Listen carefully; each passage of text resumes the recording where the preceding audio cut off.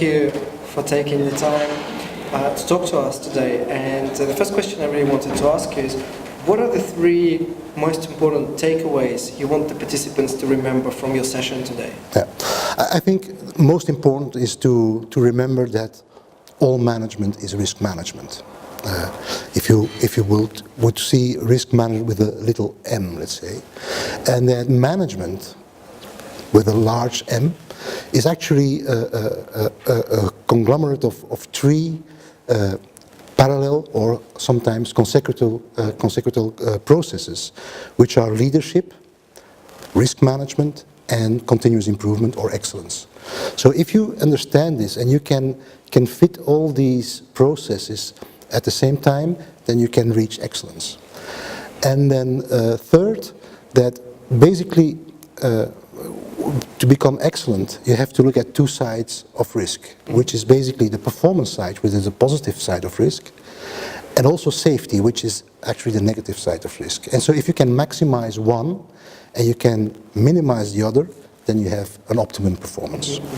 And picking up on what you've just said, does it mean that for risk management to be effective, it has to be equally integrated at the leadership level, at the sort of the management processes level, into the decision, the day-to-day decision making, and as well as at the continuous improvement? Risk management should be one among other things helping drive continuous improvement. Absolutely. I think, of course, sometimes people think leadership is at the strategic level, management is at an intermediate level, and then, of course, continuous improvement is at the executional level.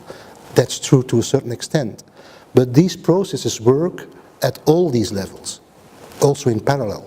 So it's very important to integrate risk management at all of these levels, from the board of directors up to the guy sweeping the floor. Yeah. And can you share with us maybe an example of how risk management does make a big difference when it's not a separate standalone process for the purposes of sort of doing risks? It is integrated into the way a company operates, into the way people think about uncertainty and perform their activities. Yes, absolutely. And it's all about becoming excellent. And I think most modern and Western air forces are a nice example of that. When I was a young pilot, then, well, everything was done, you know, like we have always done it. As a result, we had to go to the funeral several times a year of comrades that died in an aircraft accident. Over the years, people became more aware about risk and how to manage those risks, taking things seriously, learning. It's also, risk management is also about learning.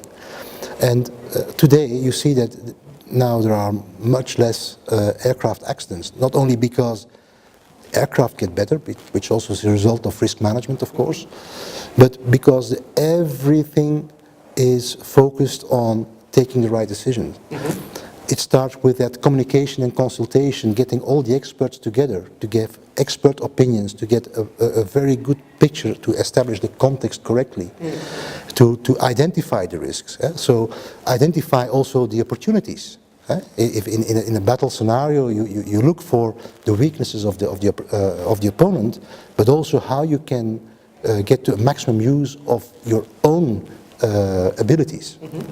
And then, of course, when you go for a maximum of positive risk, let's say, then you also have to take into account, how can I do this safely?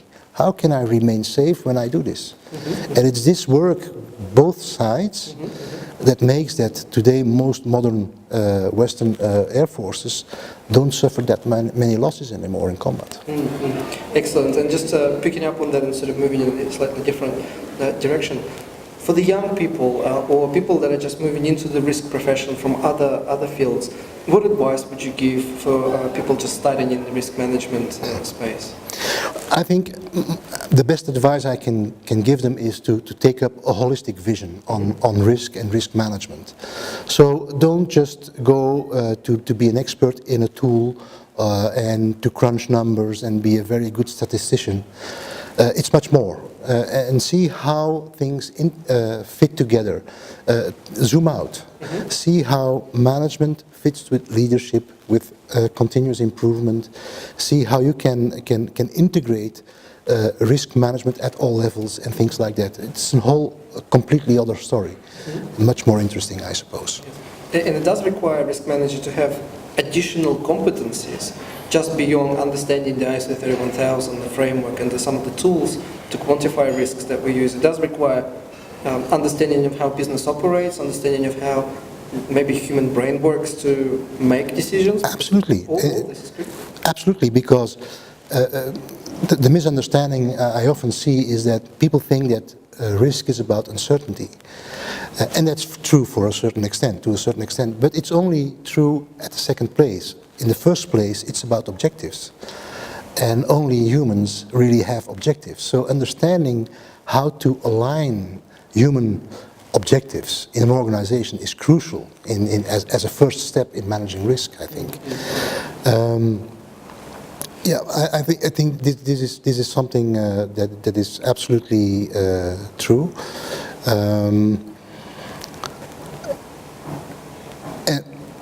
And that's for wrong risk manager to go in all those diverse fields. For instance, innovation is also any tool that you can use today to manage risk traditionally can be used for innovation.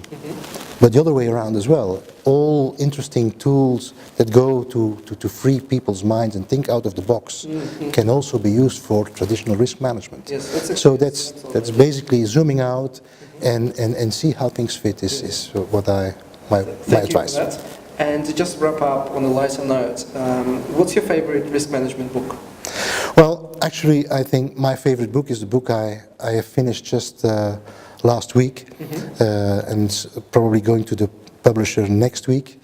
And that's the book Safety and Performance, because safety and performance are two sides of the same coin. And if you maximize performance and you maximize safety, so by minimizing unsafety, you have an optimum performance. So that's going up on sale later this year? Well, probably, I don't know when exactly it will be printed and on the market. It will certainly be available next year. It's by Nova Booking. It's a scientific work, so that will be found on the internet, no problem. Excellent. Thank you very much, Peter, for your time. My pleasure. Thank you.